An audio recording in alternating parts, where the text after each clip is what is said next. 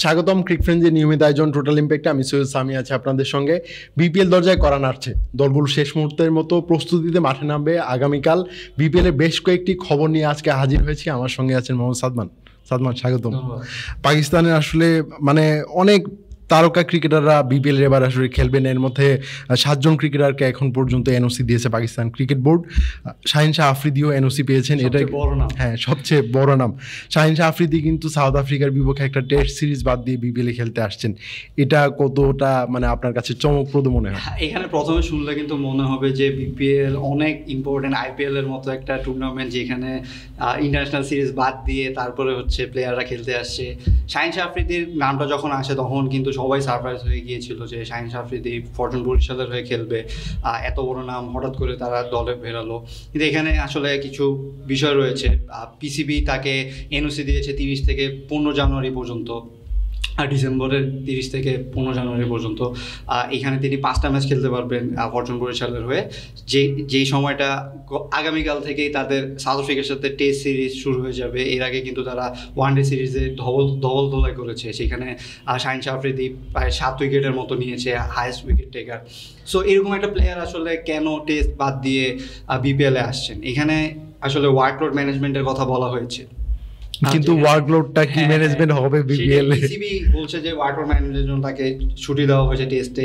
এখানে তাকে আসলে ফিট রাখার চেষ্টা করা হচ্ছে আগামী বছরের চ্যাম্পিয়ন্স ট্রফির জন্য। সেখানে টেস্টে তিনি আসলে তাকে হয়তো রেস্ট দেওয়াই হতো।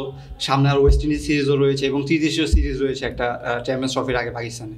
সো তার আগে তাকে রেস্ট দেওয়ার জন্য টেস্ট থেকে সরিয়ে রাখা হয়েছিল, কিন্তু এর ফাঁকে আসলে একটা খেলার মধ্যে থাকার জন্যই হয়তো আফ্রিদি এই সুযোগটা নিয়েছে। এখানে কিন্তু টাকার একটা বিষয় রয়েছে, আমরা শুনতে পারছি যে প্রায় 2 কোটি টাকা তিনি নেবেন। সো এই আপনি 5 ম্যাচে যদি খেলেন 4-20 ওভার, আপনি 20 ওভার বোলিং করলে তেমন একটা ওয়ার্কলোড থাকবে না। তার মধ্যে তিনি কিন্তু হোয়াইট বলের সাথে একটু যুক্তও থাকবেন। এই সব কিছু ডিসিশন নিয়েই কিন্তু বিপিএলে তিনি খেলতে আসছেন। আর বিপিএল এর শুরুর দিকে একটা দল যদি ছন্দ পেয়ে যায়, এটা আসলে পুরো টুর্নামেন্ট যে থ্রুআউট দ্য টুর্নামেন্ট কিন্তু এটা কিন্তু ক্যারি করতে পারবে। এই সুযোগটা হয়তো ফরচুন বরিশাল কাজে লাগাতে চেয়েছে। এবার ফরচুন বরিশালের টিম যদি আপনি দেখেন, ভয়ঙ্কর একটা টিম।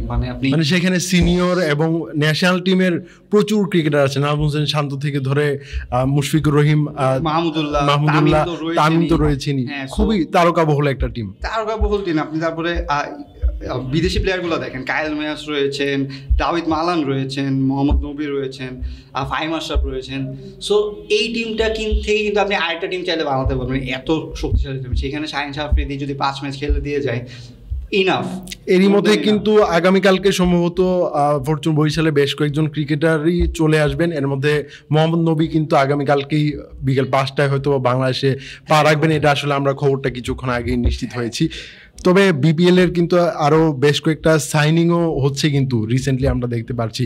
ঢাকা ক্যাপিটালস কিন্তু একটা চমক নিয়ে কিন্তু হাজির হয়েছে। হ্যাঁ, এইটা আপনারা শুনতে পেরেছি, আমরা একটু খবর নিয়েছিলাম। সেখানে তারা বলছে যে নামিবিয়ার একজন উইকেট কিপার ব্যাটার জেপি কোচে, তিনি কিন্তু উইকেট কিপার নামিবিয়ার হয়ে 44টা টি20 খেলেছেন।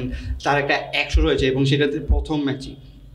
সো তার 120-এর ভিতরে হচ্ছে তার স্ট্রাইক রেট। সো এই ডিলটা তারা ঢাকা করতে যাচ্ছে। আমরা যতদূর শুনতে পেরেছি, তার যদি ভিসা জটিলতা না হয় তাহলে কিন্তু তিনি পুরো টুর্নামেন্টে খেলবেন। সো ঢাকার জন্য এটাও ভালো, কারণ এই টাইপের প্লেয়াররা কিন্তু এই ফর্মেটগুলো ভালো খেলে। বাংলাদেশে এসে হয়তো নামিবিয়ার এই প্লেয়ারটা দেখা যাবে যে শাইন করছে। লিটন দাস ঢাকার উইকেট কিপার হিসেবে রয়েছেন, কিন্তু তিনি কিন্তু ব্যাটার হিসেবেও শুধু খেলতে পারেন। সো সেক্ষেত্রে আমার মনে হয় যে এই সাইনটা যদি হয়, সাইনটা খুব একটা খারাপ হবে না। এই দলটাতে কিন্তু পাকিস্তানের সাইম আইয়ুবের খেলার কথা রয়েছে। তিনি আসলে টুর্নামেন্টের শুরু থেকে থাকতে পারছেন না, তার এই সাউথ আফ্রিকা সিরিজটা রয়েছে, এ কারণে হয়তো বা তার থাকা হচ্ছে না। তবে আমরা যতটুকু ইনফরমেশন পেয়েছি যে 7ই জানুয়ারি থেকে তাকে আসলে পাওয়া যাবে, শেষ পর্যন্ত কি পাওয়া যাবে তাকে? সেটা কিন্তু যে এই টেস্ট সিরিজের জন্য, সাউথ আফ্রিকার সাথে টেস্ট সিরিজটা যেটা হবে সেটার পরেই তাকে আসলে অ্যাভেলেবল হওয়ার কথা। তিনি কিন্তু আমরা যেহেতু শুনতে পেরেছি তিনি এরপরে পুরো সিজনটাই খেলবেন। কিন্তু ওয়েস্ট ইন্ডিজের সাথে যেহেতু পাকিস্তানের একটা টেস্ট সিরিজ রয়েছে বা ত্রিদেশীয় সিরিজ রয়েছে, তার আগ পর্যন্ত হয়তো তাকে রাখবে নাকি রাখবে না সেটা নিয়ে এখন কথা বলা হতে পারে। কারণ আপনি দেখবেন সাউথ আফ্রিকা সিরিজে যারা রয়েছে তারা হয়তো ওয়েস্ট ইন্ডিজ সিরিজে নাও থাকতে পারে ওয়ার্কলোড ম্যানেজমেন্টের জন্য। সেক্ষেত্রে হয়তো সাইমাবকে পুরো সিজনের জন্যই খেলা হতে পারে, কারণ সাইমাব একটা হট কেক এখন, তিনি যেই ফর্মে রয়েছেন ঢাকার জন্য খুবই ভালো একটা হবে যদি তিনি পুরো সিজন ধরে খেলতে পারেন। সো দেখা যাক কী হয়, 7 তারিখ পর্যন্ত আসলে ওয়েট করতে হবে সাইমাবের জন্য। এরপরে হয়তো ঢাকার জন্য আরেকটা হার্ড হিটিং ব্যাটার থাকবে। তবে আমার কাছে যতটুকু ইনফরমেশন আছে, পাকিস্তানের এখন পর্যন্ত 4 জন ক্রিকেটার পুরো বিপিএলে খেলার জন্য অনুমতি পেয়েছেন। ফাহিম আশরাফ, মোহাম্মদ নওয়াজ, হায়দার আলী এবং মোহাম্মদ ইমরান জুনিয়র। এই 4 ক্রিকেটারের মধ্যে আসলে বেশ কয়েকজনই আসলে ফরচুন বরিশালেই খেলবেন।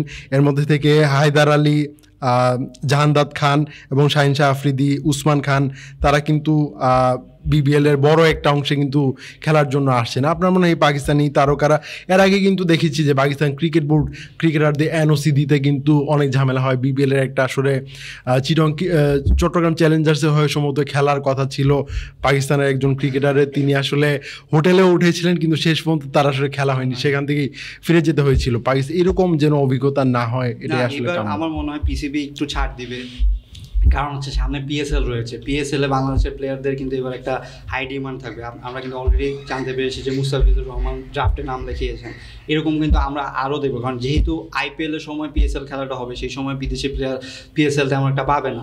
আমরা কিন্তু কিছুদিন আগে একটা খবর দিয়েছিলাম যে বেশ কয়েকজন বিদেশি ক্রিকেটারকে কিন্তু পিএসএল এর কর্তৃপক্ষরা তাদের সঙ্গে যোগাযোগ করেছে, এর মধ্যে কিন্তু সাকিব আল হাসানের নামটাও ছিল। সো বোঝা যাচ্ছে যে বাংলাদেশের বেশ কয়েকজন ক্রিকেটারের পিএসএল এ খেলার সম্ভাবনা আছে। আপনি মানে অন্যান্য টিমগুলোর ক্ষেত্রে বাংলাদেশ যেহেতু আইপিএল এর কোনো টিমে নেই কোনো প্লেয়ার, সো সেক্ষেত্রে পিএসএল এর দলগুলোর কিন্তু চোখ থাকবে বাংলাদেশের অনেকগুলো প্লেয়ারের ক্ষেত্রে। সেক্ষেত্রে আপনার বিপিএলে যদি পাকিস্তানি প্লেয়ারের সাথে তারা একটা ভালো সময়ের জন্য দিতে পারে, তখন কিন্তু দুই বোর্ডের মধ্যে সম্পর্কটা ভালো হবে, যে বিপিএলে খেলার সময় আমরা পাকিস্তানি প্লেয়ারকে এনওসি দিয়েছি, তোমরা যাতে না দাও। কারণ আমরা বিসিবি থেকেও কিন্তু অনেক সময় দেখি যে এনওসি দিতে চায় না। সো সেই ক্ষেত্রে তবে বিসিবির এবারের বোর্ডটা মনে হয় একটু এক্ষেত্রে একটু মানে স্ট্রং, তারা ক্রিকেটারদের বিদেশি ফ্র্যাঞ্চাইজি লিগগুলোতে খেলার জন্য খুবই উদ্বুদ্ধ করছে।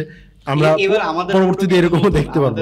নতুন সেই ক্ষেত্রে আমরাও কিন্তু আশা করছি যে হয়তো যতগুলো সুযোগ আসবে ততগুলো সুযোগে বাংলাদেশের প্লেয়ারদেরকে সুযোগ দেওয়া হবে। রিশাদকে কিন্তু আমরা বিবিএলে মিস করেছি, কারণ তার সময়টুকু খুবই কম ছিল, না হলে কিন্তু আমরা হয়তো বিগ ব্যাশে তাকে দেখতে পারি। আবার হোয়ার্ড হেরিকেন্স কিন্তু রিশাদের বদলি হিসেবে অন্য আরেকজন ক্রিকেটারকে নিয়েছিল, এটার কারণে আসলে এক ম্যাচে যদিও খেলার সম্ভাবনা ছিল, এই সুযোগটা আসলে নেয়নি, সম্ভব করবে না। ম্যাচের জন্য রিশাদ এমন বড় প্লেয়ারও না যে এক ম্যাচের জন্য তাকে খেলাতেই হবে। কিন্তু আমার বলছে যে হয়তো এই যে এনওসিটা বিপিএল না থাকলে হয়তো আর ন্যাশনাল টিমের ডিউটি থাকলেও তিনি বিগ ব্যাশে খেলতে পারতেন। সো বিসিবিও চাবে যে যতগুলা প্লেয়ারকে আসলে ফ্র্যাঞ্চাইজি লিগে খেলানো যায় রেস দিয়ে সেখানে খেলতে, কারণ আমরা কিন্তু ইন্টারন্যাশনাল টেস্টে খুব ভালো করছি, টেস্টে কিন্তু আমরা উন্নতি করছি, টি20তেও কিন্তু আমরা ভালো করছি, আমরা ওয়েস্ট ইন্ডিজকে হোয়াইট ওয়াশ করেছি। এক্স্যাক্টলি। সো আপনি চাবেন না যে মেইন প্লেয়াররা ন্যাশনাল টিমের খেলা বাদ দিয়ে ফ্র্যাঞ্চাইজি লিগ খেলুক, কিন্তু যদি সুযোগ আসে আমার মনে হয় যে বিসিবি এবার ছাড়বে এবং বিসিবি এবার সেই সুযোগটা নিবে যে বিপিএল এ খেলার জন্য যদি প্লেয়ার যারা রয়েছে তাদেরকে এনওসি ঠিক মতো দিবেন। ধন্যবাদ সাদমান আমার সঙ্গে থাকার জন্য। দর্শক, ক্রিকেট ফ্রেন্ডজি নিয়মিত আয়োজনে আমাদের সঙ্গে থাকার জন্য ধন্যবাদ। পরবর্তী কোনো পর্বে অন্য কোনো বিষয় নিয়ে আবার কথা বলবো, সেই পর্যন্ত আমাদের সঙ্গে থাকুন।